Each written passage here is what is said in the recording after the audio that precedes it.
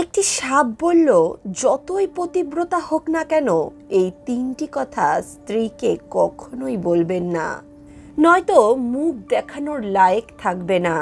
বন্ধুরা, অনেক সময় আগেকার কথা, একদিন একটি স্থানে অনেক সাপুড়েদের দল চলে আসছিল। তারা একটি ঘন জঙ্গলের মধ্যে দিয়ে যাচ্ছিল। সেখানেই তারা একটি অনেক বড় বটবৃক্ষ দেখতে পেল। তখন সেই সাপুড়েদের দলেরা সেই বৃক্ষের নিচে বসেই বিশ্রাম করতে লাগলো। ওই বৃক্ষের পাশেই একটি অনেক বিশাল সাপেদের ঢিপি ছিল। একটি সাপুড়ে ভাবল, এই ঢিপির মধ্যে নিশ্চয়ই আমরা কোনো সাপ পেতে পারি। সাপুড়েদের কাজই হলো সাপ ধরা। সেই সাপুড়েটি তখন তার অন্যান্য সাপুড়ে বন্ধুকে বলতে লাগলো, আমাদের এই সাপের বিলটি খুঁজে দেখা উচিত, এতে আমরা কোনো সাপ পাই কিনা।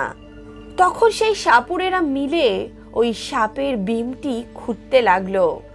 যখন তারা 3 ফুট পর্যন্ত সেই সাপের গর্তটি খুঁড়ে নিল, সেই সাপের বিল থেকে একটি খুবই ভয়ঙ্কর কালো নাগ বেরোলো।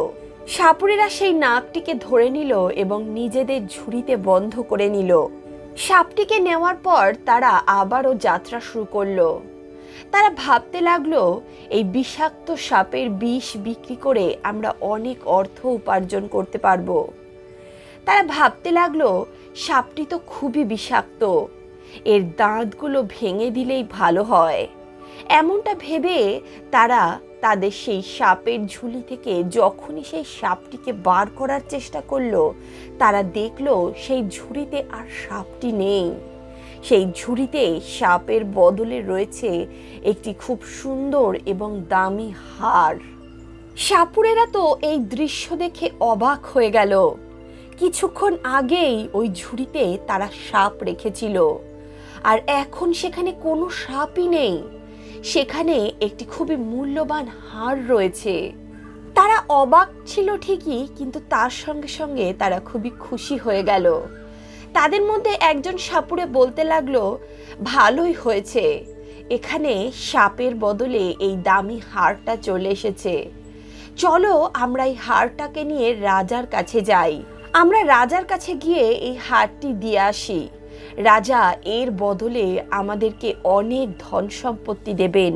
এমনটা বিচার করে সেই সকল সাপুড়েরা রাজা চন্দ্রসেনের নগর ভাগ্যনগরে পৌঁছলো। সেই সময় রাজা চন্দ্রসেনের দরবার লেগেছিল। দরবারে অনেক বিশিষ্ট মন্ত্রী, জ্ঞানীগুণী ব্যক্তিরা ছিল। হঠাৎই দরবারে সাপুড়েদের একটি দল প্রবেশ করলো। রাজা যখন সাপুড়েদের নিজের দরবারে দেখলো, তখন রাজা তাদের বসতে বললেন এবং তাদের এই সভায় আসার কারণ জিজ্ঞেস করলেন। সাপুড়েরা তখন বলতে লাগলো, মহারাজ, আমরা তো সামান্য সাপুড়ে, আপনার কাছে আসার আমাদের কি প্রয়োজনই বা থাকতে পারে। মহারাজ, আমাদের কাছে আজ একটি খুবই মূল্যবান হার রয়েছে, যা আপনার মহারানীর গলার শোভা হতে পারে। এত রত্ন জড়িত সুন্দর হার আপনি হয়তো আগে কখনো দেখেননি। রাজা বলতে লাগলো, দেখাও দেখাও, কেমন হার। তখন সাপুড়েরা সেই ঝুড়িটি খুলে দেখালো, যার মধ্যে সেই সুন্দর হারটি ছিল। ওই সুন্দর এবং বিচিত্র হার দেখে রাজা এবং সভাসদেরা অবাক হয়ে গেল।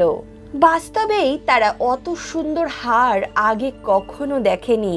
এত সুন্দর হার দেখে রাজা চন্দ্রসেন সাপুড়েদের বলতে লাগলো, তোমরা এত সুন্দর হার কোথা থেকে পেলে? সাপুড়েরা বলল, মহারাজ, এই হারটি আমরা রাস্তায় কুড়িয়ে পেয়েছি। আমরা ভাবলাম কেননা এই সুন্দর হারটি আমরা রাজা মশাইকে দিয়ে আসি। রাজা তখন বলতে লাগলো, বাস্তবে এই হারটি খুবই সুন্দর। আমি তোমাদের এই উপহার পেয়ে খুবই খুশি হয়েছি। আমার রানী এই হারটি দেখে অত্যন্ত প্রসন্ন হবেন। বন্ধুরা, তখনই সেই রাজা নিজের মন্ত্রীকে আদেশ করলো, এই সাপুড়েদের 1000 স্বর্ণ মুদ্রা দিয়ে দেওয়া হোক। তারপর প্রধানমন্ত্রী রাজার কথা মতো সেই সাপুড়েদের 1000 স্বর্ণ মুদ্রা দিল। আর সাপুড়েরা খুবই খুশি হয়ে রাজাকে প্রণাম করে সেখান থেকে প্রস্থান করলো। রাজা তখন সেই হারটি নিয়ে ভাবতে লাগলো, সে তার রানীকে এই হারটি উপহার স্বরূপ দেবে। তার রানী এই হারটি পেয়ে অত্যন্ত খুশি হয়ে যাবে। এমনটা ভেবেই রাজামশাই সভা সমাপ্ত করে তার রানীর সম্মুখে পৌঁছালো আর রানীকে বলতে লাগলো, রানী দেখো আজ তোমার জন্য কি এনেছি। রানী যখন দেখলো রাজা তার জন্য একটি উপহার এনেছেন, তিনি তাকে বসার জন্য স্থান করে দিলেন। রাজা চন্দ্রসেন তখন খাটে বসলেন এবং রানীকে বলতে লাগলেন, মহারানী আজ তো আমি তোমার জন্য খুবই মূল্যবান এবং সুন্দর উপহার এনেছি। এটা যদি তুমি দেখো তুমি অত্যন্ত প্রসন্ন হয়ে যাবে। রানী বলতে লাগলো, মহারাজ আপনি আমার জন্য এমন কি এনেছেন? তখন রাজা চন্দ্রসেন রানীকে সেই বাক্সটি দিল আর বলল, তুমি নিজেই দেখে নাও। বন্ধুরা, রানী যখন সেই বাক্সটি খুলল, রানী দেখলো বাক্সের ভিতর একটি খুবই তেজস্বী ও সুন্দর 5 দিনের ছোট্ট ছেলে ঘুমিয়ে আছে। সে ঘুমিয়ে ঘুমিয়ে নিজের ছোট্ট বুড়ো আঙ্গুল চুষছিল। ওই ছোট্ট শিশুটির মুখ দিয়ে অলৌকিক দিব্য তেজ নির্গত হচ্ছিল। বন্ধুরা, বালকটি এতই সুন্দর ছিল, রানী সেই বালকটিকে দেখতেই থাকলো। রানী তখন রাজা চন্দ্রসেনকে বলতে লাগলো, মহারাজ এর ভিতর তো খুবই সুন্দর এবং তেজস্বী একটি বালক ঘুমিয়ে আছে। মহারাজ বলল, না রানী, ওতে বালক নেই, ওতে খুব সুন্দর একটি হার রয়েছে। রাজা যখন রানীর কথা বিশ্বাস করলো না, তখন রানী তাকে সেই ঝুড়িটি দেখালো আর রাজা এটা দেখে অবাক হয়ে গেল যে সত্যি ঝুড়ির মধ্যে একটি 5 দিনের ছোট্ট বালক ঘুমিয়ে আছে। রাজার আশ্চর্যের ঠিকানা থাকলো না। তবে বালককে দেখে রাজা আরো বেশি প্রসন্ন হয়ে গেল, কারণ বন্ধুরা রাজা চন্দ্রসেনের কোনো সন্তান ছিল না। রাজা আর রানী সব সময় সন্তানের কথা চিন্তা করে দুঃখী থাকতো। তখন রাজা আর রানী মনে মনে চিন্তা করতে লাগলো, এই পুত্র আমাদের ভগবান শিব প্রদান করেছেন আর আজ থেকে আমরা দুজন এই বালককে নিজের পুত্র হিসেবেই পালন করব। বন্ধুরা, এ কথা কেউই জানতো না যে রাজা যে হারটি কিনেছিল সেটি একটি তেজস্বী বালকে পরিণত হয়েছিল। তবে রাজার কিছু দাসী সেই কথা শুনছিল। রানী তখন রাজাকে জিজ্ঞেস করতে লাগলো, এই সুন্দর বালক তোমাকে কে দিয়েছে? রাজা বলল, আজ দরবারে একটি সাপুড়েদের দল এসেছিল। তারা আমাকে এই বাক্সের ভিতর ভরে একটি খুব সুন্দর এবং দামি হার দিয়েছিল, কিন্তু সভা থেকে মহলের কক্ষে আস্তে আস্তে এই হারটা কিভাবে এত সুন্দর এবং তেজস্বী একটি বালকে পরিণত হলো তা আমিও বলতে পারবো না। রাজা চন্দ্রসেন তখন রানীকে বলতে লাগলো, রানী আজ থেকে আমরা এই পুত্রকে নিজের পুত্রের মতোই লালন পালন করব আর পরবর্তীকালে এই পুত্রই আমাদের রাজগদ্দি সামলাবে। এরপর থেকে রাজা আর রানী দুজনে সেই পুত্রের লালন পালন করতে লাগলো। একদিন রাজা তার দরবারে ঘোষণা করলো, মহারানীর গর্ভ থেকে একটি খুব সুন্দর এবং তেজস্বী রাজপুত্র জন্ম নিয়েছেন। এমনটা শুনে রাজা চন্দ্রসেনের সমস্ত সভাসদেরা খুবই খুশি হয়ে গেলেন। সমস্ত রাজ্যে উৎসব পালন করা হলো। চারদিকে হাসি খুশির বাতাবরণ ছড়িয়ে গেল, কারণ এতদিনে তারা তাদের রাজপুত্র পেয়েছিল। বন্ধুরা, রাজা আর রানী অত্যন্ত প্রসন্ন ছিলেন। তারা অত্যন্ত প্রসন্নতার সঙ্গে তাদের পুত্রের লালন পালন করছিলেন। ধীরে ধীরে সেই বালকটি জোয়ান হতে থাকলো। যখন সেই বালকের আয়ু 18 বছরের হয়ে গেল, তখন রাজা চন্দ্রসেন ভাবতে লাগলেন, এখন তো আমার পুত্র প্রাপ্তবয়স্ক হয়ে গেছে, এখন তার বিবাহ করিয়ে দেওয়া উচিত। বন্ধুরা, রাজা চন্দ্রসেন এবং মহারানী ততদিনে এই ঘটনা ভুলে গেছিলেন যে এই পুত্র তারা কিভাবে প্রাপ্ত করেছিলেন। একদিন রাজা ও মহারানী দুজনে বার্তালাপ করছিলেন।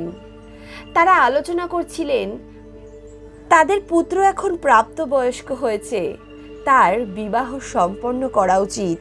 তারপর তারা দুজন পরামর্শ করে খুব সুন্দর এবং উপযুক্ত রাজকুমারীর সন্ধান করতে লাগলেন। বন্ধুরা, রাজা চন্দ্রসেনের রাজ্যের পাশে আরও একটি রাজ্য ছিল, যার নাম ছিল শোভিতপুর। সেখানকার রাজা ছিলেন রাজা কমলধ্বজ। তার খুবই সুন্দর এবং গুণবান একটি কন্যা ছিলেন। তার কন্যার নাম ছিল বৈজয়ন্তী। তিনি 14 রকম বিদ্যায় পরিপূর্ণ ছিলেন। রাজামশাই তার আচার্যদের দ্বারা তার কন্যাকে সমস্ত রকম বিদ্যাই দিয়েছিলেন। রাজকুমারী যখন প্রাপ্তবয়স্ক হয়ে গেছিলেন তখন রাজা কমলধ্বজ তার বিবাহের জন্য নাপিত এবং পুরোহিতকে তার দরবারে ডেকে পাঠালেন। বন্ধুরা, আগেকার দিনে নাপিত এবং পুরোহিতরাই বরের সন্ধান করতে যেতেন। রাজামশাই তখন রাজতিলক এবং অন্যান্য সামগ্রী দিয়ে নাপিত আর পুরোহিতকে রাজকন্যার জন্য উপযুক্ত বর খোঁজার জন্য পাঠালেন। রাজা বললেন, তোমরা যাও এবং আমার রাজকন্যার উপযুক্ত কোনো বরকে টিকা করে আসো। তখন নাপিত আর ব্রাহ্মণ দুজনে রাজকন্যার বর খোঁজার জন্য টিকার সামগ্রী নিয়ে বিভিন্ন দেশে ঘুরতে লাগলেন। অনেক দেশ ঘোরার পরেও রাজকন্যার মতো উপযুক্ত বর তারা খুঁজে পেলেন না। শেষ পর্যন্ত তারা রাজা চন্দ্রসেনের নগরী সৌভাগ্যপুরে পৌঁছল। রাজা চন্দ্রসেন তখন দরবারে উপস্থিত ছিলেন। হঠাৎই নাপিত এবং ব্রাহ্মণ তার সভায় উপস্থিত হলেন। রাজা চন্দ্রসেন তাদেরকে দেখে বুঝতে পারলেন যে এরা কোনো নাপিত এবং ব্রাহ্মণই হবে। এরা হয়তো কোনো রাজকন্যার সম্বন্ধ নিয়ে এসেছেন। তা সত্ত্বেও রাজা তাদের জিজ্ঞেস করলেন, আপনারা কে এবং কোথা থেকে এসেছেন? নাপিত এবং পুরোহিত তখন বলতে লাগলো, মহারাজ, আমরা রাজা কমলধ্বজের নাপিত এবং পুরোহিত, এবং আমরা ওনার কন্যা বৈজয়ন্তীর টিকার সামগ্রী নিয়ে এসেছি। আমাদের রাজকন্যা খুবই রূপবতী এবং খুবই গুণবতী। তিনি সমস্ত রকম বিদ্যায় পারঙ্গত। আমরা শুনেছি আপনার রাজপুত্রও বিবাহযোগ্য হয়েছেন।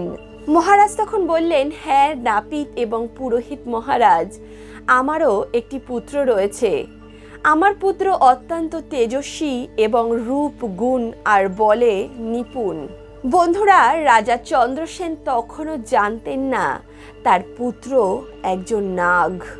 রাজা যখন নাপিত এবং পুরোহিতকে তার পুত্রের সঙ্গে সাক্ষাৎ করালেন, তারা রাজপুত্রকে দেখে তার উপর মোহিত হয়ে গেলেন।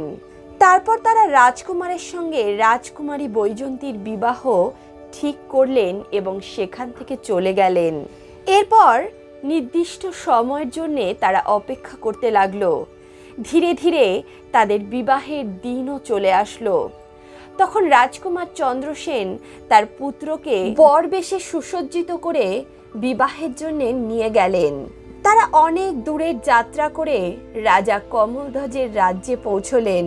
সেখানে পৌঁছানো মাত্রই রাজা কমলধ্বজ তাদের খুব ভালোভাবেই স্বাগত জানালেন। তাদেরকে অনেক যত্ন করলেন, অনেক সম্মান দিলেন। তারপর তার কন্যার বিবাহ রাজকুমার নাগরাজের সঙ্গে করে দিলেন। বন্ধুরা, এইভাবেই রাজকুমারের বিবাহ সম্পন্ন করিয়ে চন্দ্রসেন তার পুত্র আর পুত্রবধূকে নিয়ে নিজের রাজ্যে ফিরে এলেন। ধীরে ধীরে আরও সময় অতিবাহিত হতে লাগলো। রাজা চন্দ্রসেনও বৃদ্ধ হতে লাগলেন। মহারানীও খুবই বৃদ্ধা হয়ে গেছিলেন। একদিন মহারানী রাজা চন্দ্রসেনকে বলতে লাগলেন, মহারাজ, আমাদের পুত্র এখন উপযুক্ত হয়েছে, তাকে রাজ্যভার অর্পণ করা উচিত। আমরা আর কতদিন রাজ্য চালাবো? আমরা তো এখন বৃদ্ধ হয়ে গেছি। আর আমরা থাকতে থাকতেই যদি আমাদের পুত্র রাজ্য শাসন করা শিখে নেয়, তাহলে তার পক্ষে এটা মঙ্গলকর হবে। পরদিনই রাজা চন্দ্রসেন তার পুত্রকে যুবরাজ ঘোষিত করে দিলেন। এরপর থেকে রাজকুমার নাগরাজ খুব ভালোভাবেই তার রাজ্যের সঞ্চালন করতে লাগলেন। এইভাবেই সুখপূর্বক তাদের দিন কাটতে লাগলো। একদিন রাজকুমারী বৈজয়ন্তী তার দাসীদের সঙ্গে বার্তালাপ করছিলেন। আর এটা তো সকলেই শুনেছে, মহিলারা তাদের পেটে কথা রাখতে পারে না। দাসীরা এই কথাটা জানতো যে রাজকুমার রাজার আসল পুত্র নয়, তাকে কিছু সাপুড়েরা রাজাকে দিয়ে গেছেন। এক দাসী তখন রাজকুমারীকে বলতে লাগলো, রাজকুমারী, আমি তোমাকে একটা কথা বলতে চাই। তোমার যে স্বামী রয়েছে তুমি তাকে জিজ্ঞেস করো যে তার আসল মাতা পিতা কে। রাজকুমারী তখন এই কথা শুনে খুবই অবাক হয়ে গেল। তিনি দাসীকে বলতে লাগলেন, তুমি কি বলছো দাসী? আমার স্বামী কি রাজা চন্দ্রসেন এবং রানী চন্দ্রভাগার পুত্র নয়? দাসী বলতে লাগলো, না রাজকুমারী, তুমি বড়ই ভুল করছো। যুবরাজ রাজা চন্দ্রসেন এবং রানী চন্দ্রভাগার পুত্র নয়। আমি এটা তো জানি না রাজপুত্রের আসল পিতামাতা কে, তবে আমি এটা জানি যে তিনি এই রাজ্যের আসল যুবরাজ নন। তুমি তোমার স্বামীকে নিজেই জিজ্ঞেস করো, তিনি অবশ্যই তোমার প্রশ্নের উত্তর দেবেন।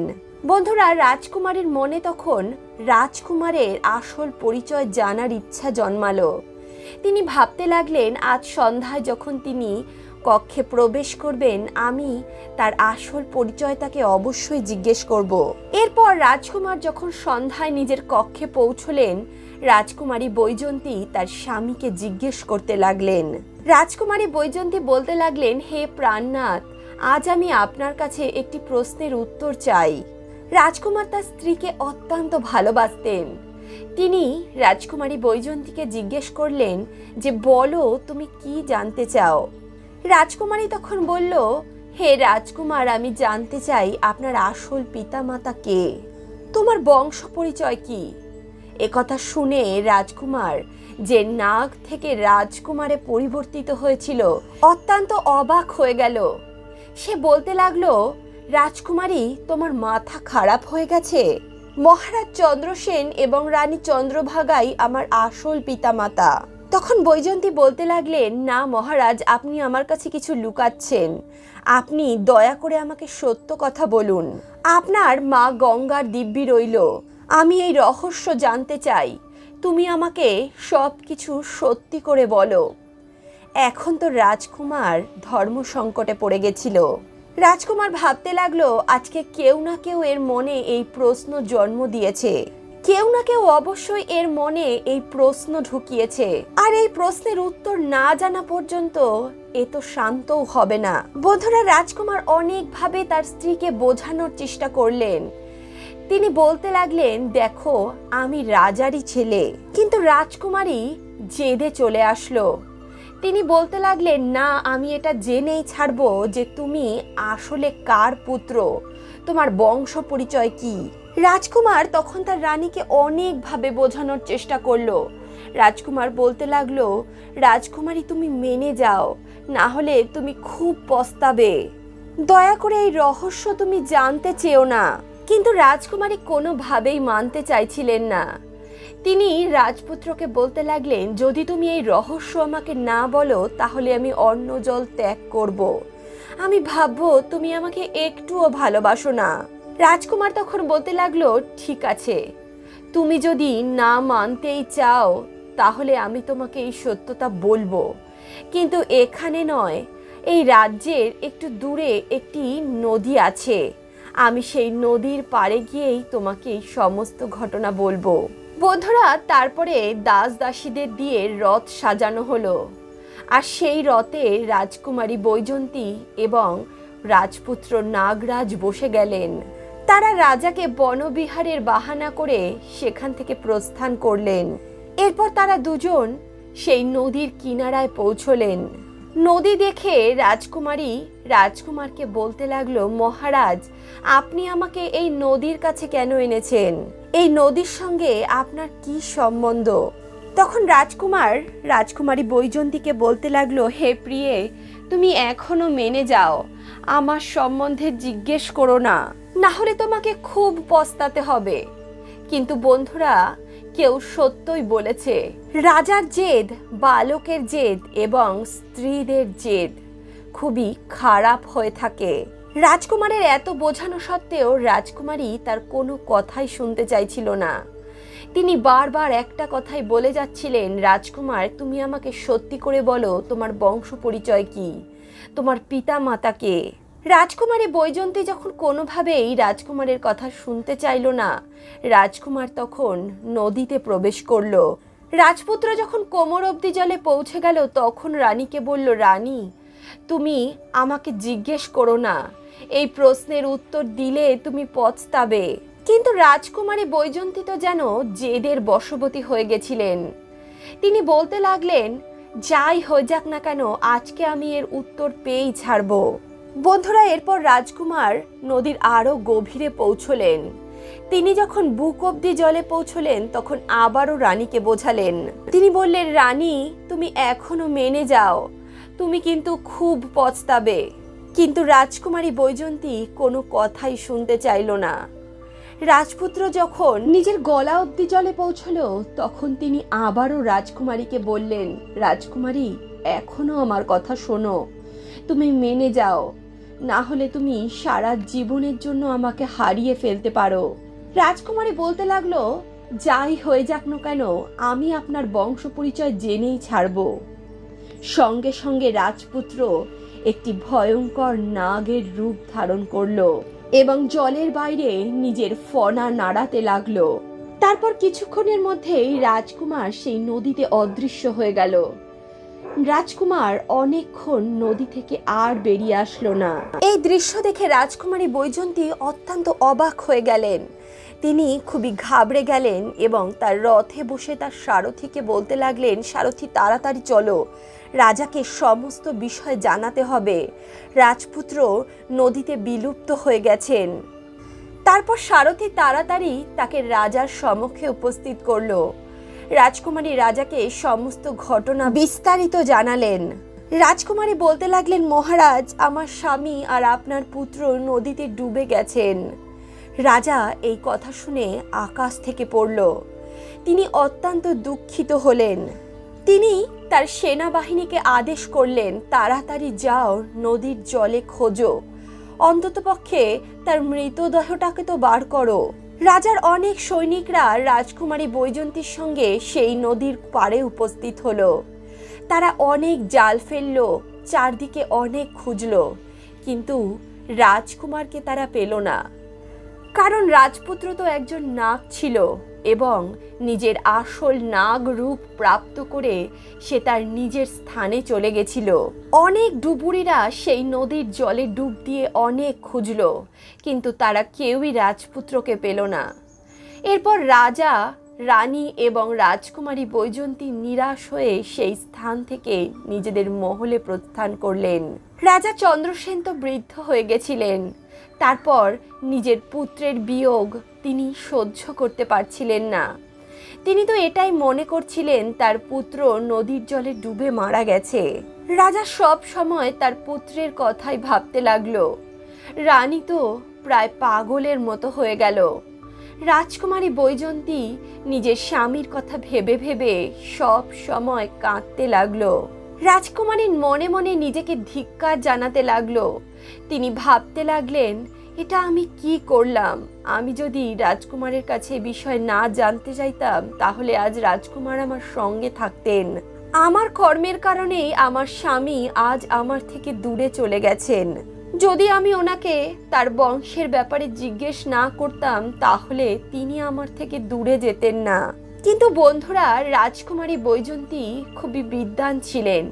তিনি 14 রকম বিদ্যায় নিপুণ ছিলেন। রাজকুমারী একটা যোজনা বানালেন।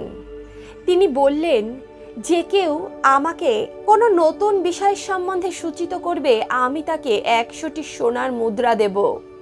এরপর থেকে রাজকুমারী প্রতিদিন রাজসভায় বসতেন আর সকলে তার কাছে এসে নতুন নতুন কাহিনী শোনাতো। রাজকুমারীর তখন একটাই কাজ রয়ে গেছিল, প্রতিদিন নতুন নতুন কাহিনী শোনা। রাজকুমারীর বৈজয়ন্তীর কাছে তখন কথা শোনানোর লোকের ভিড় জন্মে গেল। কেউ নিজের আবৃত্তি শোনাতো, কেউ আবার পৌরাণিক কাহিনী শোনাতো, কেউ রামায়ণের কথা শোনাতো, কেউ আবার কোনো রাজার ইতিহাস শোনাতো। এখন তো রাজকুমারীর এটাই কাজ হয়ে গেল। সে সকাল থেকে শুরু করে সন্ধ্যা পর্যন্ত নতুন নতুন কাহিনী শুনতো।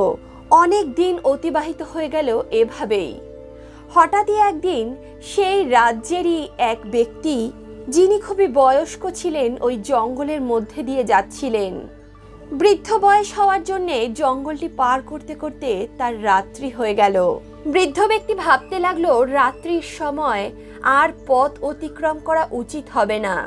এ কথা ভেবে সে একটি বট গাছের ওপর বসে পড়ল। যেহেতু জঙ্গল ছিল এবং রাত্রির সময় ছিল, বৃদ্ধ ব্যক্তির ঘুম আসছিল না। যখন রাত্রি 12টা বাজলো, সেই বৃদ্ধ দেখতে পেল সেই জঙ্গলে হঠাৎই একটি ঝাড়ুদার চলে আসলো। সে সমস্ত জঙ্গলকে ঝাড়ু দিয়ে পরিষ্কার করতে লাগলো। তারপরই একটি জল ঢালার লোক চলে আসলো। সে জঙ্গলের সেই স্থানটিকে সুন্দরভাবে জল দিয়ে ধুয়ে পরিষ্কার করে দিল। তারপর সেখানে অনেক বসার জায়গা আসতে শুরু করলো, আর শেষমেশ সেখানে একটি সিংহাসন এসে গেল। হঠাৎই সেখানে তাঁবুর ব্যবস্থাও হয়ে গেল। নিমেষের মধ্যে ওই স্থানটি খুব সুন্দরভাবে সুসজ্জিত হয়ে গেল। সেই বৃদ্ধ বট গাছের উপর বসে সমস্ত ঘটনা দেখছিল।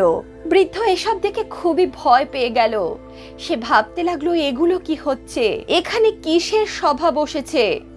এরা কি আজকে আমাকে জীবিত ছাড়বে না মেরেই ফেলবে? হঠাৎই সেখানে খুব সুন্দর সুন্দর অতিথি আসতে শুরু করলেন। তবে সেই অতিথিরা খুবই বিচিত্র ছিলেন। তাদের অর্ধ শরীর নাগের ছিল এবং অর্ধ শরীর মানব শরীর ধারণকারী ছিল। দিব্য শরীর সম্পন্ন সেই নাগেদের দেখতে খুবই ভয়ঙ্কর লাগছিল। সকল অতিথিরা যখন সেখানে উপস্থিত হলো, তখন কিছুক্ষণ পর সেখানে আরো দুটি সিংহাসন ছিল। সেই সিংহাসনে নাগরাজ এবং তার রাজপুত্র এসে বসলেন। তাদের মধ্যে কিছু চর্চা হতে লাগলো। কিন্তু রাজকুমার যে সর্পরূপ ধারণকারী ছিল, সে মাথা নিচু করে বসেছিল। সেই সভায় রাজকুমারের বিবাহ সম্বন্ধে চর্চা হচ্ছিল। রাজকুমারের বিবাহ সম্বন্ধে যখন কথা হতে লাগলো, তখন রাজকুমার নিজের মাথা নিচু করে নিল। তাকে দেখে খুবই উদাস লাগছিল। 3-4 ঘন্টা পর্যন্ত তাদের সেই সভা চলতে লাগলো। আর সেই বৃদ্ধ ব্যক্তি বট গাছের উপর থেকে এই সমস্ত ঘটনাই দেখছিল। সে মনে মনে ভাবতে লাগলো, না জানি এখানে কিসের চর্চা চলছে, আর এরা কেমন ব্যক্তি। আমি হয়তো আজকে বাঁচতেই পারবো না। ভয়ের চোটে সেই বৃদ্ধ ওই গাছের মধ্যে গুটিসুটি মেরে বসে রইল। 4 ঘন্টা শেষ হওয়ার পর আস্তে আস্তে সভা ভেঙে গেল। তারা সমস্ত অতিথিরা যে যার জায়গায় চলে গেলেন। কিন্তু সেই নাগরাজ এবং রাজপুত্র সেই বট গাছের দিকেই আসতে লাগলেন। বট গাছের ওপরে বসা বৃদ্ধ ব্যক্তি ভাবতে লাগলো, এরা তো আমার দিকেই আসছে। আমি হয়তো আজকে আর বাঁচতে পারবো না। এরা হয়তো আমাকে এই বট গাছের উপর বসে থাকতে দেখে নিয়েছে। এমনটা ভেবে বৃদ্ধ খুবই ভয় পেয়ে গেল। কিন্তু সেই নাগ তেমন কিছুই করলো না। নাগটি সেই বট গাছের নিচে বসে কিছুক্ষণ কাঁদলো এবং নিজের রানী বৈজয়ন্তীকে মনে করতে লাগলো। ওপরে বসে থাকা বৃদ্ধ ভাবতে লাগলো, হায়, এটা আমি কি দেখছি। কিছুক্ষণ সেই নাগ খুব কান্না করতে লাগলো এবং হায় বৈজয়ন্তী করতে লাগলো। তারপর সেই নাগ সেখান থেকে প্রস্থান করলো। বৃদ্ধ ভাবতে লাগলো, আজকে আমি এটা কি দেখলাম। আস্তে আস্তে যখন সকাল হলো, সেই বৃদ্ধ ব্যক্তি সেই গাছ থেকে নামলো এবং নিজের নগরের উদ্দেশ্যে রওনা দিল। বৃদ্ধ ভাবতে লাগলো, আমি তো অত্যন্ত গরিব, আর আমাদের রাজ্যের রানী বৈজয়ন্তী তো নতুন নতুন গল্প শোনেন। আমি কেন না আজকের এই ঘটনা তাকে গিয়ে বলি। এই কাহিনী শোনানোর বদলে রাজকুমারী বৈজয়ন্তী আমাকে অনেক ধন সম্পত্তি দেবেন এবং আমি ধনবান হয়ে যাব। এমনটা ভেবে সে বৃদ্ধ ব্যক্তি রাজকুমারী বৈজয়ন্তীর সমক্ষে উপস্থিত হলেন, যেখানে রাজকুমারী সভা বসিয়ে সকলের কাহিনী শুনতেন। রাজকুমারী তখন তার সভায় উপস্থিত বিভিন্ন ব্যক্তিদের কাহিনী শুনছিল। আস্তে আস্তে সেই বৃদ্ধেরও সময় আসলো। সে বৃদ্ধ রাজকুমারী বৈজয়ন্তীকে বলতে লাগলো, রাজকুমারী, আজ আমি খুবই বিচিত্র একটি ঘটনা দেখেছি। আজকে আমি তোমাকে যে কাহিনী শোনাতে যাচ্ছি সেটি কোনো কাহিনী নয়, এটা বাস্তব একটি ঘটনা। আমি কাল রাত্রেই এটি প্রত্যক্ষ করেছি। কাল রাত্রে যখন আমি জঙ্গল অতিক্রম করছিলাম, রাত হওয়ার জন্যে আমি সেই জঙ্গলেই ফেসে গেছিলাম। তখন আমি সেই জঙ্গলে একটি বট গাছের উপর আশ্রয় নিয়েছিলাম। আমি সেখানে একটি আশ্চর্য ঘটনা প্রত্যক্ষ করলাম। সেখানে আমি নাগরাজেদের দরবার দেখলাম। সেখানে উপস্থিত সমস্ত নাগেদের অর্ধেক শরীর নাগের এবং অর্ধেক শরীর মানুষের ছিল। আমি তাদের দেখে অত্যন্ত ভীত হয়ে গেছিলাম। আমি ভাবছিলাম তারা হয়তো আমাকে মেরেই ফেলবে। তাই আমি সেই বট গাছের মধ্যে লুকিয়ে বসে রইলাম এবং তাদের সমস্ত কথা শুনতে লাগলাম। যখন তাদের দরবার পূর্ণ হলো, তাদের মধ্যে যে নাগরাজের পুত্র ছিল সে ওই বটগাছের সামনে আসতে লাগলো এবং বটগাছের নিচে বসে কান্না করতে লাগলো এবং হায় বৈজন্তী বলে ডাকতে লাগলো। তারপর সে সেখান থেকে অদৃশ্য হয়ে গেল। রাজকুমারী বৈজন্তী যখন এই কথা শুনলো, সে ওই বৃদ্ধকে বলল, বাবা, আমি তোমাকে এত ধন দেব, তোমার 7 পুরুষ বসে খেয়েও তা শেষ করতে পারবে না। তুমি আমাকে শুধু সেই বট গাছের কাছে নিয়ে চলো, যেখানে তুমি সেই রাজকুমারকে কাঁদতে দেখেছিলে। রাজকুমারীর এমন কথা শুনে সেই বৃদ্ধ ব্যক্তি ভয় পেয়ে গেল। সে বলতে লাগলো, রাজকুমারী, আমি আর সেখানে যাব না, আমার সেখানে যেতে খুব ভয় লাগছে। রাজকুমারী তখন একটি স্বর্ণমুদ্রায় ভরা থলে সেই বৃদ্ধ ব্যক্তিকে দিয়ে বলল, বাবা, তুমি ভয় পেও না, তোমার আমার সঙ্গে যেতেই হবে। আমি তোমাকে আরো স্বর্ণমুদ্রা দেব, কিন্তু তুমি আমাকে সেই জায়গায় নিয়ে চলো। এত ধন সম্পত্তি পেয়ে সে বৃদ্ধ ব্যক্তি লোভে পড়ে গেল আর বলতে লাগলো, চলুন রাজকুমারী, আমি আপনাকে সেই স্থানে নিয়ে যাচ্ছি। তারপর সে বৃদ্ধ ব্যক্তি রাজকুমারীর সঙ্গে দিব্য রথে করে সেই স্থানে উপস্থিত হলো আর রাজকুমারীকে বলতে লাগলো, দেখুন রাজকুমারী, এইখানেই আমি এই সভা দেখেছিলাম। রাজকুমারী বলতে লাগলো, বাবা, আমিও আজকে তাদেরকে নিজের চোখে দেখতে চাই। তারপর তারা মধ্যরাত অবধি সেই বট গাছের ওপরে গিয়ে বসলো। অনেকক্ষণ অপেক্ষা করার পরও তারা কিছুই দেখতে পেল না। সেদিন কেউই সেখানে উপস্থিত হলো না, কোনো সভা লাগলো না। রাজকুমারী সে বৃদ্ধকে বলতে লাগলো, বাবা, তুমি আমাকে মিথ্যে বললে, এখানে তো কেউই আসেনি, কোনো সভাই বসলো না। বৃদ্ধ তখন রাজকুমারীকে বলতে লাগলো, না রাজকুমারী, আমি একদম সত্যি কথা বলছি, আমি এখানেই নাগেদের সভা দেখেছিলাম। রাজকুমারী বলল, তাহলে আজকে কি হলো, কেন এখানে কেউ আসলো না? বৃদ্ধ রাজকুমারীকে বলতে লাগলো, রাজকুমারী, এটা তো আমি বলতে পারবো না যে আজকে কেন তারা আসলো না। রাজকুমারী বৈজন্তী তখন নিরাশ হয়ে নিজের মহলে চলে আসলেন। অপরদিকে সে বৃদ্ধ ভাবতে লাগলেন, সেদিন কোন তিথি ছিল যেদিন এই ঘটনা ঘটেছিল। বৃদ্ধ যখন জ্যোতিষীদের এই কথা জিজ্ঞেস করলো, জ্যোতিষীরা বলল, সেদিন পূর্ণিমার তিথি ছিল, চন্দ্রমা সেদিন পূর্ণ রূপ ধারণ করেছিল এবং এই সকল দিনে দেবী দেবতাদের সভা কিছু কিছু স্থানে হয়ে থাকে, হতে পারে তুমি ওই সভায় দেখে নিয়েছো। তখন বৃদ্ধ ভাবতে লাগলো, পরবর্তী পূর্ণিমায় আমি রাজকুমারীকে নিয়ে ওই স্থানে যাব। রাজকুমারী ও বৃদ্ধকে বলল, বাবা, তুমি যদি আমাকে এই ঘটনার সত্যতা প্রমাণ করতে পারো, আমি তোমাকে অনেক স্বর্ণমুদ্রা দেব। বন্ধুরা, ধীরে ধীরে পরবর্তী পূর্ণিমা আসলো। তখন বৃদ্ধ রাজকুমারীকে বলল, রাজকুমারী, এখন আজ আপনি আমার সঙ্গে ওই স্থানে চলুন।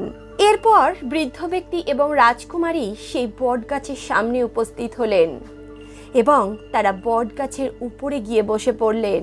যখন রাত 12টা বাজলো, তখন সেখানে এক ঝাড়ুদার উপস্থিত হলো আর সমস্ত জঙ্গল সুন্দরভাবে ঝাড়ু দিয়ে দিল। তারপর আরেকজন এসে সেই স্থান সুন্দরভাবে ধুয়ে মুছে পরিষ্কার করে দিল। এক এক করে সেখানে বসার স্থান চলে আসলো, একটি সিংহাসন চলে আসলো আর এক এক করে সেখানে অর্ধ নাগ এবং অর্ধ মানবের শরীর ধারণকারী ব্যক্তিরা উপস্থিত হলো। কিছুক্ষণ পর সেখানে নাগরাজ এবং নাগ রাজপুত্র উপস্থিত হলো। রাজকুমারী বৈজন্তী তখন সেই রাজপুত্রকে দেখে চিনতে পারলেন এবং বুঝতে পারলেন, এই তো আমার রাজপুত্র। সেখানে তাদের সভা চলতে লাগলো। সভায় রাজপুত্রের বিবাহ সম্বন্ধে কথা উঠল।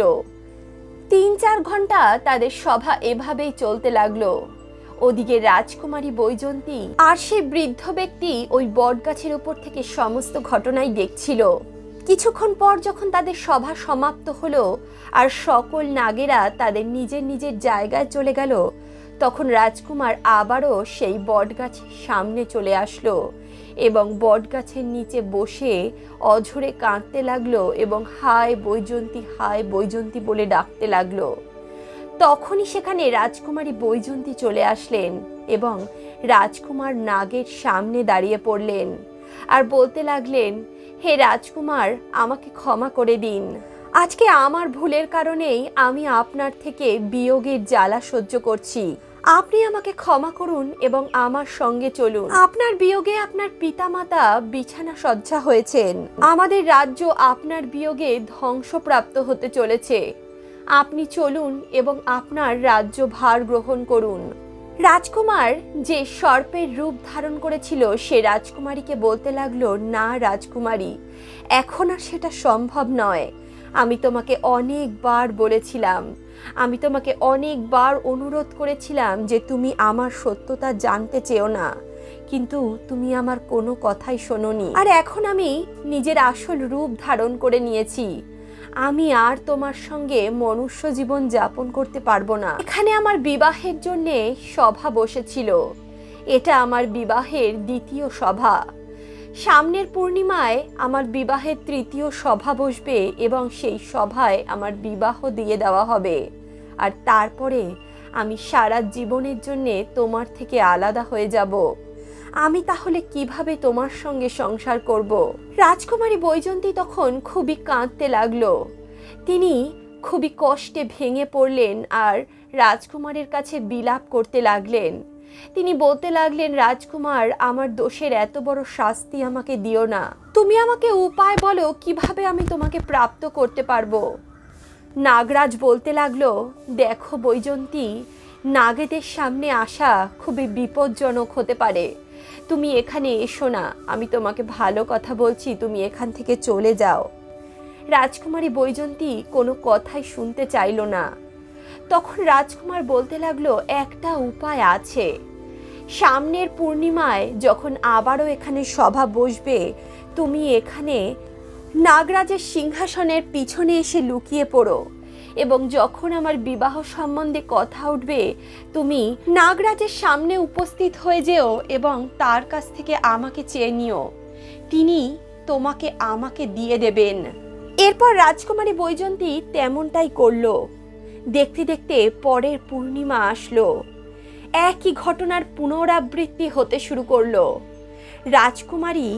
রাজকুমারী তখন সেই নাগরাজের সিংহাসনের পেছনে গিয়ে লুকিয়ে পড়ল। আর যখন রাজপুত্রের বিবাহ নিয়ে কথা উঠল, রাজকুমারী বৈজন্তী তখন নাগেদের সামনে উপস্থিত হলো। চারপাশে অর্ধ নাগ এবং অর্ধ মানব শরীর ধারণকারী নাগেরা বসেছিল। সে দৃশ্য ছিল অত্যন্ত ভয়ঙ্কর। চারদিকে নাগেরা তাদের ফনা উঠিয়ে বসেছিল। তারই মধ্যে রাজকুমারী বৈজন্তী নাগরাজের কাছে প্রার্থনা করতে লাগলো এবং বলতে লাগলো, হে নাগরাজ, আপনার পুত্র যিনি এই নাগেদের রাজপুত্র, তিনি আমার স্বামী। তিনি রাজা চন্দ্রসেনের রাজপুত্র হয়ে এত বছর তার রাজ্যে রাজত্ব করেছেন এবং সেখানেই আমার সঙ্গে তার বিবাহ হয়েছে। কিন্তু এখন আপনি আমার রাজপুত্রের বিবাহ অন্য কারোর সঙ্গে করতে যাচ্ছেন। এটা কিভাবে সম্ভব? এ তো ধর্মবিরুদ্ধ কাজ। দয়া করে আপনি এই ভুল করবেন না। আমাকে আমার স্বামীকে ফেরত দিয়ে দিন। নাগরাজ তখন তার রাজপুত্রকে এই ঘটনার সত্যতা জিজ্ঞেস করলেন। রাজপুত্র তখন বললেন, অনেক দিন আগে কিছু সাপুড়েরা আমাকে আমার বিল থেকে ধরে নিয়ে গেছিল এবং তাদের থেকে বাঁচার জন্য আমি একটি সুন্দর হাড়ের রূপ নিলাম। তারা আমাকে রাজার কাছে নিয়ে গেল এবং আমাকে রাজার কাছে দিয়ে দিল। আমি তখন একটি সুন্দর বালকের রূপ ধারণ করলাম এবং রাজপুত্র রূপে রাজা ও রানীর কাছে লালিত পালিত হতে লাগলাম। কিন্তু যখন রাজকুমারী বৈজন্তী আমার আসল সত্যতা জানতে চাইল, তখন আমি তাকে আমার আসল সত্যতা জানালাম। কিন্তু এখন তো আমি নাগরূপ ধারণ করে নিয়েছি। বন্ধুরা, নাগরাজ তখন তার পুত্রের উপর খুবই ক্রুদ্ধ হলেন এবং তার পুত্রকে অভিশাপ দিয়ে বললেন, তুমি যে ভুল করেছো তার প্রায়শ্চিত্ত তোমাকেই করতে হবে। এর জন্য তোমাকে তোমার সেই পিতামাতার কাছে থাকতে হবে এবং তাদেরকে যত্ন করতে হবে। তোমার স্ত্রী যাকে তুমি ধর্ম সাক্ষী রেখে বিবাহ করেছ, সে যতদিন বেঁচে থাকবে তোমার তার সঙ্গে থাকতে হবে, তাকে তোমার যত্ন করতে হবে, তাকে সম্মান করতে হবে এবং দায়িত্ব সহকারে তোমার রাজভার পালন করতে হবে। এমনটা বলে নাগরাজ তার পুত্রকে আবারও রাজপুত্রের রূপ দিয়ে দিলেন এবং রাজকুমারী বৈজয়ন্তীর সঙ্গে তাকে তার রাজ্য শাসন করতে তার রাজ্যে পাঠিয়ে দিলেন। বন্ধুরা, এভাবেই রাজকুমারী বৈজয়ন্তী তার পতিব্রতা ধর্মের পালন করেছিলেন এবং তার স্বামীকে আবারও প্রাপ্ত করেছিলেন। রাজকুমার ও রাজকুমারী রাজা চন্দ্রসেন এবং রানী চন্দ্রভাগার সমক্ষে উপস্থিত হলেন এবং রাজা তার পুত্রকে পেয়ে অত্যন্ত প্রসন্ন হল এবং তাকে রাজভার অর্পণ করলেন। রাজপুত্র তখন সেই রাজ্যের রাজায় পরিণত হলো এবং নিজের রাজ্য শাসন করতে লাগলো। তারপর তারা সকলে খুব সুখ শান্তিতে জীবন যাপন করতে লাগলো। বন্ধুরা আজকের এই কাহিনীর মাধ্যমে আমরা এটাই শিখতে পারি এবং বুঝতে পারি, যতই পতিব্রতা স্ত্রী হোক না কেন, যদি তার কোনো জিদের কারণে আপনার প্রাণের সংকট সৃষ্টি হয়, তার সেই জিদ কখনোই পূরণ করা উচিত নয়। যে কথা বললে নিজের ওপর এবং নিজের পরিবারের ব্যক্তিদের উপর সংকট আসে, সেই কথা তাদের বলা উচিত নয়। যে কথা জানালে স্ত্রী মাতা পিতার অপমান হয় অথবা আপনার মান সম্মান ও প্রতিষ্ঠা ক্ষুণ্ণ হয়, সে কথা কখনো কাউকে বলা উচিত নয়। যে কথা বললে আপনার সম্পর্ক নষ্ট হওয়ার ভয় থাকে, সে কথা কখনোই বলা উচিত নয়। বন্ধুরা, বুদ্ধিমান মানুষের সর্বদাই কিছু কথা তার পিতা মাতা পুত্র এবং স্ত্রীর থেকে লুকিয়ে রাখা উচিত। যেই কথার জন্য পরিবারের সংকট আসে, যেই কথার জন্যে ব্যক্তিদের মধ্যে মনোমালিন্য, সংসারের মধ্যে মনোমালিন্য সৃষ্টি হয়, সে কথা কখনোই বলা উচিত নয়। বন্ধুরা, আজকের এই কাহিনী আপনাদের কেমন লাগলো কমেন্ট বক্সে অবশ্যই লিখে জানাবেন।